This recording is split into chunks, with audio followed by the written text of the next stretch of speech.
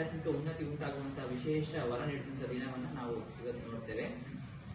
ಅದಕ್ಕೆ ಒಂದು ಚಿಕ್ಕ ಲೇಖನವನ್ನ ಸ್ವಾಮಿ ಶಾಂತಿ ರತಾಂಜಿಯವರು ಬರೆದಿದ್ರು. ಸ್ವಾಮಿ ಶಾಂತಿ ರತಾಂಜಿಯವರು ಮೈಸೂರು ರಾಮಕೃಷ್ಣ ಆಶ್ರಮದಲ್ಲಿ ಇದ್ರು. ಈಗ ಸದ್ಯ ರಾಮಕೃಷ್ಣ ವೇದಾಂತ ಕೇಂದ್ರ ಐರ್ಲ್ಯಾಂಡ್ ನಲ್ಲಿ ಇದ್ದಾರೆ. ನಾನು ಅವ್ರ ಹತ್ರ ಮಾತಾಡ್ಕೊಂಡು ಮನೆಗೆ ಫೋನ್ ಮಾಡಿದೆ. ಸ್ವಾಮಿಜಿಯವರು ಬಹಳ ಚೆನ್ನಾಗಿ ಮಾತಾಡೋದು. ನಾನು ಯಾರು ಸ್ವಾಮಿ ಸುಮೇನಾಜಿ ಅವ್ರ ನಂಬರ್ ಇಸ್ಕೊಂಡು ಕಾಂಟ್ಯಾಕ್ಟ್ ಮಾಡಿದೆ. ಇಲ್ಲ ಅದು ವಾಟ್ಸ್ಆಪ್ ಮಾಮೂಲು ಕಾಲ್ ಹೋಗಲ್ಲ, ವಾಟ್ಸ್ಆಪ್ ಕಾಲ್ ಮಾಡಿ ಮಾತಾಡಿದೆ. ಇದ್ರ ಬಗ್ಗೆ ಎಲ್ಲ ಚರ್ಚೆ ಮಾಡ್ತಾ ಇದ್ದೆ. ಅವರು ಐರ್ಲ್ಯಾಂಡ್ ನಲ್ಲಿ ಇಟ್ಕೊಂಡು ರಾಮಕೃಷ್ಣ ವೇದಾಂತ ಕೇಂದ್ರದ ಮುಖ್ಯಸ್ಥರಾಗಿ ವಿಜೇತರಿಗೆ ಎಷ್ಟೊಂದು ಸೇವೆ ಮಾಡ್ತಾರೆ. ಅವರು ವಿಜಯವಾಣಿಯಲ್ಲಿ ಒಂದು ಚಿಕ್ಕ ಲೇಖನ ಬರೆದಿದ್ರು, ಕಲ್ಪತರು ಶ್ರೀರಾಮಕೃಷ್ಣ ಅಂತ. ಅದರ ಸಂಕ್ಷಿಪ್ತ ರೂಪ ಇದೆ.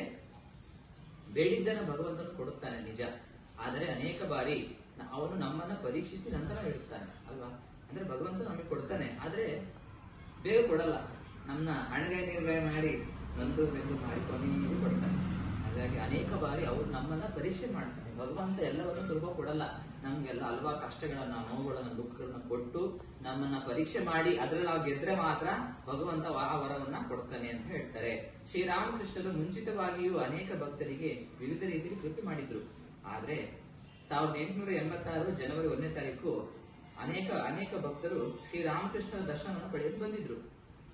ಶ್ರೀರಾಮಕೃಷ್ಣರ ಗಂಟಲ್ಲಿ ನೋವು ಕಾಣಿಸತೊಡಗಿತ್ತು. ಶ್ರೀರಾಮಕೃಷ್ಣರು ಅವ್ರ ಜೀವನ ಚರಿತ್ರೆ ಓದ್ತಾ ಹೋದಾಗ ಗಿರೀಶ್ ಚಂದ್ರ ಘೋಷ್ ಮುಂತಾದ ಹಲವಾರು ಭಕ್ತರ ಆ ಪಾಪ ಕರ್ಮಗಳನ್ನ ಇಟ್ಕೊಂಡಿದ್ದ ಅವ್ರಿಗೆ ಸಾಮಾನ್ಯ ಗಂಟು ಕ್ಯಾನ್ಸರ್ ಬಂದ್ಬಿಡ್ತು. ತುಂಬಾ ಮಾತಾಡ್ಲಿಕ್ಕೆ ಕಷ್ಟ.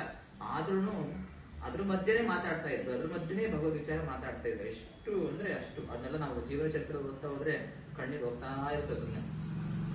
ಅದಕ್ಕೆ ಸಾಧು ಸಂತರು ಅಂದ್ರೆ ಅವರನ್ನ ಅವ್ರು ಸುಟ್ಕೊಂಡು ಜಗತ್ತಿಗೆ ಬೆಳ್ಕೊಡ್ತಾರೆ. ಶ್ರೀರಾಮಕೃಷ್ಣರ ಗಂಟಿನಲ್ಲಿ ನೋವು ಕಾಣಿಸತೊಡಗಿತ್ತು. ಕ್ರಮೇಣ ಅವರು ಊಟವನ್ನು ಮಾಡಲು ಆಗದೆ ಶರೀರವು ಬಹಳ ಕೃಶವಾಗಿತ್ತು, ಅಂದ್ರೆ ತುಂಬಾ ಸಣ್ಣದಾಗಿತ್ತು. ಅವರು ಮಹಾಸಮಾಧಿ ಆದ್ಮೇಲೆ ಅವ್ರ ಶರೀರ ಒಂದು ಫೋಟೋ ಇದೆ, ನಿಮ್ಗೆಲ್ಲ ತುಂಬಾ ಸಣ್ಣಕ್ಕಾಗಿರುತ್ತೆ. ಸುತ್ತ ಎಲ್ಲ ಸ್ವಾಮೀಜಿಗಳು ಶಿಷ್ಯರನ್ನು ನಿಂತ್ಕೊಳ್ತಾರೆ. ಆ ಶರೀರ ನೋಡ್ಬಿಟ್ರೆ ಇದು ರಾಮಕೃಷ್ಣ ಶರೀರ ಅನ್ಕೊಡುತ್ತೆ. ಅಷ್ಟು ಕೃಶವಾಗಿತ್ತು ರಾಮಕೃಷ್ಣ ಶರೀರ.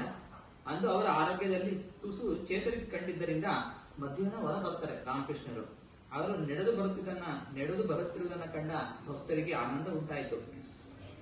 ಅಂತಹ ಟೈಮಲ್ಲಿ ಕಲ್ಕತ್ತೆಯ ಪ್ರಸಿದ್ಧ ನಾಟಕಕಾರ ಗಿರೀಶ್ ಚಂದ್ರ ಘೋಷ್ ರಾಮಕೃಷ್ಣರ ಪರಮ ಭಕ್ತ, ವಿಶೇಷವಾಗಿ ಗೃಹಸ್ಥ ಭಕ್ತ.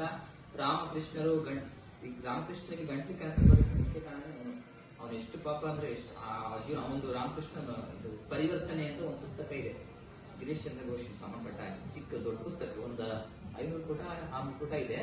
ಅವನ ಸಮಗ್ರ ಜೀವನ ಚರಿತ್ರೆಯನ್ನು ಒಳಗೊಂಡಿದೆ. ಅಂತಹ ಒಬ್ಬ ಪಾಪಿಷ್ಠರನ್ನು ರಾಮಕೃಷ್ಣರು ಯಾವ ತರ ಉದ್ಧಾರ ಮಾಡಿದ್ರು ಅಂತ ನಾವು ಚರಿತ್ರೆಯನ್ನು ಓದ್ತಾ ಹೋದಾಗ ನೋಡ್ಬೋದು. ಅವನು ರಾಮಕೃಷ್ಣನ ಬಳಿ ಬರ್ತಾನೆ. ಏನು ನಾನು ರಾಮಕೃಷ್ಣರು, ಅವನು ಶ್ರೀರಾಮಕೃಷ್ಣರ ಪರಮ ಭಕ್ತ. ಅವನ ಬಳಿ ಬಂದು ರಾಮಕೃಷ್ಣರು, ಏನು ನಾನು ದೇವರು ಅವತಾರ ಪುರುಷ ಎಂದು ಸಾರುತ್ತಿರುವೆ ಎಂದು ಕೇಳಿದೆ, ಅಂತದ್ದೇನು ಕಂಡೆ ಅಂತ ರಾಮಕೃಷ್ಣರು ಗಿರೀಶ್ ಚಂದ್ರ ಘೋಷ್